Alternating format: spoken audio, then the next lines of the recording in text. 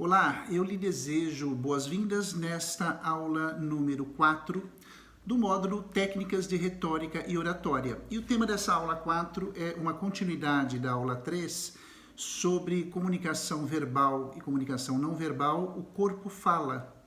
E como eu havia prometido, nessa aula eu vou lhe explicar a diferença existente entre comportamento e atitude, ou no plural, comportamentos e atitudes, à luz do sistema nervoso central e do sistema nervoso periférico. Ou seja, há toda uma influência neurológica na maneira como nós nos comportamos, na maneira como nós nos relacionamos com as pessoas. E para quem estuda a oratória, quem estuda a retórica como ferramentas no tratamento interpessoal das pessoas, isso é de fundamental importância. Vamos lá? Bom, o que eu posso entender por uma comunicação não verbal? Já falamos um pouco isso na aula anterior. É todo o recurso que o nosso corpo, portanto, o dono do nosso corpo, você, utiliza para manifestar uma emoção, uma satisfação, uma dúvida, uma curiosidade, um medo, um receio. Então, se por exemplo, você tem uma pessoa que mexe muito no rosto, no nariz, fica se coçando, pisca muitos olhos, inconscientemente você já percebe de que alguma coisa naquele cenário não combina. A pessoa lhe diz que está calma, que está tranquila, mas o seu comportamento é completamente estranho. Então, é curioso porque o que se passa internamente em uma pessoa é traduzido externamente por meio de comportamentos e atitudes. Inicio explicando o que é comportamento. É uma manifestação corporal. Então, por exemplo, se de repente eu começo a falar num timbre de voz muito baixo ou de uma maneira pouco interativa, provavelmente você vai bocejar. Sim. Ou se eu mesmo bocejar nesse momento diante da câmera, eu vou sugestionar você também ao bocejo.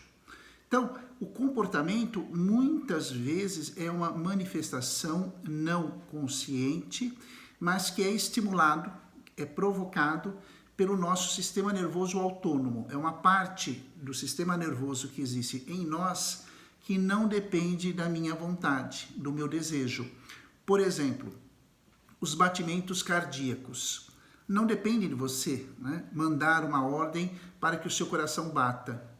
Da mesma forma, se você ingerir um líquido ou comer um alimento, consumir uma refeição, você tem o seu aparelho digestório, antigamente chamava-se aparelho digestivo, que vai desencadear toda uma liberação de substâncias para promover a digestão.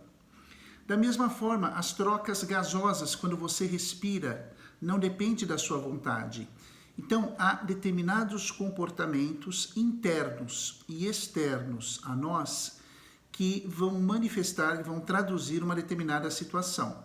Muitas dessas funções não vêm ao caso num curso de retórica e oratória, mas aqueles comportamentos, aquelas expressões faciais e corporais traduzem muita coisa. Então, eu desejo que você já no seu trabalho, na sua família, nas pessoas que você tem um relacionamento, um contato, que você comece a observar as maneiras pelas quais elas se comportam em determinados contextos. Por exemplo, numa conversa, num bate-papo, é claro que a manifestação corporal, comportamental vai ser muito mais solta, muito mais leve. Já observe uma reunião no seu trabalho, uma reunião de um tema importante para o cronograma da empresa em que você atua ou do negócio que você está envolvido. A expressão comportamental do rosto, por exemplo, muda completamente. Os ombros ficam mais tensos, né? A pessoa não fica tão assim informal. Há uma rigidez na expressão fisionômica. Os lábios, atente para isso, os lábios da pessoa, dá a impressão que ela está mordendo os lábios como que estivesse mordendo a própria tensão do assunto, né? Algumas pessoas já podem demonstrar interesse colocando a mão sobre o queixo ou tentando se apoiar, né? Porque, ou se coçando, porque de uma certa maneira de interpretação dos sinais faciais, tudo isso demonstra ou um comprometimento, um envolvimento da pessoa com o tema, ou uma reprovação, um afastamento, uma rejeição. Então, regra número 1 da retórica e da oratória. Na expressão facial, eu posso ter duas possibilidades muito grandes, muito prováveis. Uma de atração, de interesse, de curiosidade, de aprovação, e você vai ter expressões faciais, olhos, lábios, posição das mãos, expressões corporais, não apenas faciais, né? Ombros, braços, tronco, dependendo da situação e do contexto, pernas, se a pessoa está sentada ou ela está de pé. Então, o corpo vai falar essa manifestação de curiosidade, de abordagem, de aproximação. Não é à toa que pessoas que estão interessadas entre si falam mais proximamente, tendem de ir para o outro. É quase que um comportamento natural de atração. E aí você entende também o porquê de um comportamento, muitas vezes inconsciente, é tão automático que a pessoa nem percebe, de afastamento, né? De repulsa, de distanciamento. Então, aquele comportamento que você observou daquela pessoa, daquele jovem, daquela senhora, daquele colaborador da empresa, é de aproximação ou de repulsa? Também no item comportamento, dentro do corpo fala, linguagem verbal e não verbal, há determinadas expressões que nós chamamos de cacuetes, né? São vícios comportamentais. Alguns são verbais, outros são não verbais. Quais são os vícios comportamentais verbais? É, por exemplo, o emprego de expressões com uma certa frequência para confirmar a aceitação, o apoio de uma outra pessoa. Se inicialmente eu começo a fazer comentários e termino sempre com um né. Na escola a gente até brincava, né, contando quantos nés na aula o professor, olha a maldade, quantos nés na aula o professor mencionava. Ou então, ok, tá legal, pegaram, beleza, tudo bem? Eu quero tomar um certo cuidado, porque uma coisa é a pessoa utilizar aleatoriamente essas expressões que são formas de até envolvimento, né? A minha referência a esses vícios é a incidência, é o número de vezes em que a pessoa repete além dos padrões, né, de normalidade. Então, vamos supor, numa fala de 30 minutos, numa exposição, numa conversa, numa reunião de 30 minutos e você contabilizou maldosamente 136 vezes o termo né, em 30 minutos. É muito, né? Mas se o número é bem menor do que isso, não vamos chamar isso de um cacuete verbal, mas uma confirmação de uma resposta. E mesmo porque durante a exposição nem sempre a pessoa está no controle total, ela se abre naquilo que ela pretende falar dentro da oratória e dentro da própria retórica. Eu tenho também uma série de cacuetes não verbais que são faciais, que muitas vezes se traduzem como um tique nervoso, por isso que é um comportamento, por isso que é um mecanismo internauta não controlado. Às vezes a pessoa se encontra ansiosa, às vezes a pessoa se encontra com medo, às vezes a pessoa se apresenta instável e demonstra alguns comportamentos repetidos, seja no piscar do olho. Há pessoas que, para se sentir mais seguras, passam toda hora a mão no rosto, nos olhos. Há pessoas que ficam né? Às vezes não tem coriza, não tem nada, não tem alergia, mas... E é claro que não transmite uma segurança para o seu interlocutor. Então, se você trabalha com entrevistas, se você lida com pessoas, se você tem clientes, pacientes, se você tem um público aí ao seu dispor, como eu já falei nas aulas 1 e 2, é importante que você faça uma autoanálise de como você aborda e lida e trata com essas pessoas. Talvez seria muito interessante você combinar com um amigo, com uma amiga, com um membro da sua família que filmasse você numa forma assim, discreta, no atendimento a alguém, para que você depois pudesse se reavaliar nas suas posturas. Tem, de repente, comportamentos que você, se coçar, que você nem percebe, e é tão automático que você nem consegue lembrar que fez isso. Por quê? Muitas vezes esse comportamento pode lhe trazer um certo equivocado juízo de valor por parte da outra pessoa. Então, não é que o que ocorra ou que haja má fé da sua parte, mas aquele comportamento pode ser mal interpretado.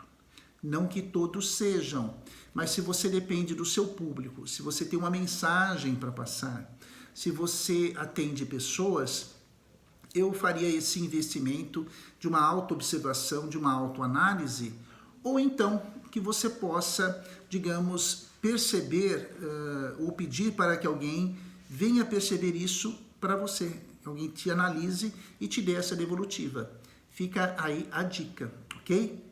Falamos até agora sobre comportamentos, vamos falar sobre atitudes, que aí sim merece todo o envolvimento, porque aí sim o nosso sistema nervoso central voluntário vai determinar, vai influenciar, vai configurar as atitudes que você vai demonstrar. Então, o que é atitude? Atitude é um comportamento pensado. Atitude é um comportamento treinado. Atitude é um comportamento aprendido.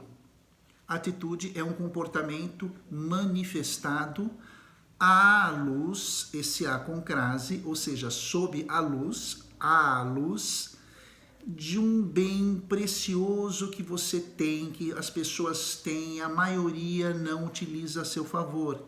É um ingrediente mágico chamado atenção. É isso mesmo, atenção.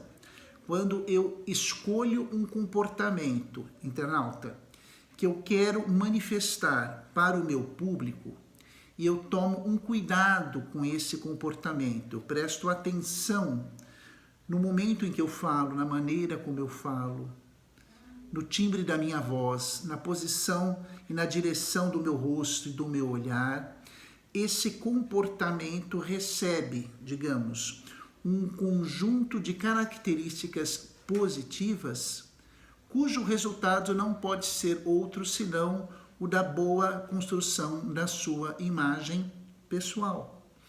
Então, uma atitude, por exemplo, é a de sempre quando iniciamos essas gravações das aulas, eu me dirijo a você, internauta, e lhe dou as boas-vindas. Quer dizer, eu penso nesse propósito. Bom, como é que eu vou começar a gravação? Bom, então eu vou desejar as boas-vindas porque eu entendo que o meu internauta, você, queira ser bem acolhido. Então, olá, seja bem-vindo, seja bem-vinda à nossa aula de técnicas de retórica e oratória. Se você tivesse que gravar uma aula, uma entrevista, uma reunião, qual seria a sua atitude? Por exemplo, isso é muito falado no mundo corporativo, nas empresas, no comércio, na academia, na clínica, em todos os lugares, a questão do acolhimento. Qual é a atitude que você faz de acolhimento ao seu público? Podemos falar também da postura da atitude, da participação em reuniões. Com que tipo de postura? Né? Postura é um tipo de atitude. Que tipo de postura você tem nas reuniões que são importantes? Eu não falo de reuniões que são chatas, porque você não pode ter uma atitude X com reuniões que são espetaculares, boas, produtivas, e uma postura Y com reuniões que são enfadonhas e repetitivas.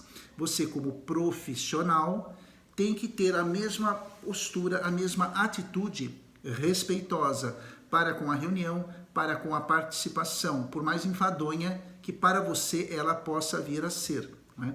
Então entra a questão do profissionalismo. Então você estuda as técnicas de retórica e de oratória para poder, né, minimizar comportamentos indesejados, que muitas vezes eles são, como eu falei, inconscientes, mas por outro lado você pode também construir posturas e construir comportamentos à luz da atenção. E isso, internauta, meu querido, minha querida, faz toda a diferença. Eu vou lhe dar alguns exemplos. Vamos lá? Eu sei que você gosta de exemplos porque a coisa fica mais ilustrativa. Então, vamos aí a alguns exemplos. Vamos supor a seguinte situação. Você está ocupada com uma tarefa, seja doméstica, seja no trabalho, ou mesmo até assistindo a televisão na sua casa. E alguém da sua família ou algum colega do seu trabalho vem e quer lhe contar um fato, que para aquela pessoa é um fato talvez importante. E de repente, ou seja. E aí você utiliza a seguinte atitude. Vou até me concentrar para representar isso para você. Você está assim, a pessoa do outro lado querendo conversar, se diz assim, né? A pessoa diz, sei lá, Luiz Felipe, eu quero te contar uma coisa. Luiz Felipe é você, não sou eu, nesse exemplo é você. Você diz assim, tá, fala. Olha a expressão, de novo. Tá, fala. Se fosse com você e eu tivesse esse comportamento, fala, você falaria? É claro que não. Não, fala, estou te ouvindo. Veja, ouça o timbre de voz. Fala, estou te ouvindo. E os lábios... Você consegue visualizar? As pessoas, meu caro, minha cara, não são tolas, não são ingênuas. Elas percebem. Por outro lado, quando você quer dar atenção a alguém, né, você demonstra isso. Você olha para a pessoa. Temos uma aula aqui sobre o olhar à luz da programação neurolinguística, muito interessante, imperdível. A expressão fisionômica, você direciona o olhar até a pessoa. Não, você diz que a ouve, mas na verdade você não apenas a ouve, mas você ouve a pessoa com os olhos. Você ouve as pessoas com os ouvidos. Você ouve a pessoa com a sua expressão fisionômica. Todo o seu rosto, toda a sua postura facial é dirigida para aquela pessoa. Até a postura dos ombros. Você se direciona para aquela pessoa que lhe pede atenção. E essa pessoa vai perceber isso. Assim como você percebe se eu lhe daria ou não a atenção que você merece. Então, a atitude é diferente do comportamento, porque o comportamento, como eu disse, é impulsivo, muitas vezes ele é gerado pelo influenciado, né, desencadeado, disparado pelo sistema nervoso autônomo, enquanto que a atitude não. Na atitude eu posso construir uma postura em decorrência ao tipo de serviço, de relacionamento, de postura que eu vou ter. Eu vou construir uma postura em função do papel que eu vou desempenhar naquele momento. Então eu tenho posturas mais pertinentes à condição de pai ou de mãe, em que eu trabalho a atenção na qualidade do que eu faço. Eu posso ter postura também com o cônjuge, marido ou esposa, em relação ao meu parceiro, a minha parceira. Se eu trabalho com pacientes, com clientes, com pessoas do comércio em geral, ou se eu gero um produto, presto um serviço, eu tenho novamente o meu público. Lembrando que público não é só apenas o cliente, mas todas as pessoas, falei isso na aula 1, na aula 2, com quem eu trato, todas as pessoas com quem eu lido no meu cotidiano. Então, analisamos aqui a questão da comunicação verbal e da questão não verbal, comportamento e atitude. E eu quero aproveitar, nesses minutos ainda que nós temos na aula, para tratarmos da temática do próprio sistema nervoso central. Para que você entenda isso bem, como que ele está relacionado ao nosso modo de falar, ao nosso modo de conversar, de dialogar. Em primeiro lugar, não é o meu corpo que fala, é o meu cérebro que fala. Não é ou não são os meus olhos que veem, é o meu cérebro que vê. Não é a minha boca que fala, é o meu cérebro que fala. Então, quando se fala em cérebro, internauta, eu me refiro a um dos órgãos mais importantes de todo o corpo. Aliás, todos os órgãos do corpo são importantes, mas o cérebro, que é uma massa constituída encefálica de 1,3 kg a 1,5 kg, pois bem, esse órgão é responsável por todo o funcionamento do meu organismo, inclusive do meu coração, da minha respiração, de tudo, de tudo. Esse cérebro, né, esse sistema nervoso, não é apenas a massa encefálica que está na minha cabeça. Ele tem toda um conjunto, uma extensão de ramificações por todo o meu corpo. Todo o meu corpo se encontra conectado ao cérebro por meio de nervos. E este cérebro ativa as regiões do meu organismo através dessa rede de nervos que eu chamo, ou melhor, a ciência chama de rede neuronal, por meio de estímulos elétricos e estímulos químicos. Alguns desses estímulos são coordenados por uma parte desse sistema nervoso chamado, como eu falei inicialmente, sistema nervoso autônomo. Ele é desencadeado, vamos dizer assim, ele é ativado e ele tem o propósito de fazer com que o corpo se adapte ao meio ambiente. Então, sono, batimentos cardíacos, trocas gasosas, digestão, enfim, uma infinidade de mecanismos internos, mas também externos. Né? Por exemplo, o piscar dos olhos. Eu não penso para piscar, eu pisco. Eu não penso para respirar, eu respiro. E muitas vezes esse sistema nervoso autônomo, quando a pessoa está muito cansada, muito irritada, muito tensa, dá oportunidades para que ele se manifeste de uma maneira muito impulsiva. Então, você muitas vezes não vai conseguir impedir a manifestação de determinados comportamentos. Eu vou lhe dar um exemplo. Se a pessoa está muito tensa, né, para uma entrevista, para uma situação, um contexto de um pequeno, médio ou grande desafio, é natural que o seu corpo vá querer destilar essa ansiedade. Então, o que se recomenda? Que a pessoa se trave? Não, pelo contrário, que tome uma água, que respire, que caminhe, que tome ar, porque aí sim ela vai se sentir mais à vontade e o seu sistema nervoso autônomo vai ficar um pouco mais relaxado. E aí ela passa a ter controle da situação. Não adianta você dizer para uma pessoa, olha, não fique nervosa, não, calma, não fique, porque é aí que ela fica mais. Porque o cérebro ouve assim, fique nervosa, depois que ele ouve o não. Um exemplo, você tem crianças em casa, deixa essa criança, né, 4, 5 aninhos, solta, mas fique de olho. E quando ela tiver para subir no sofá, né, alguma coisa da casa mais alta, diga para ela, mas esteja perto, não suba aí. Aí que ela sobe.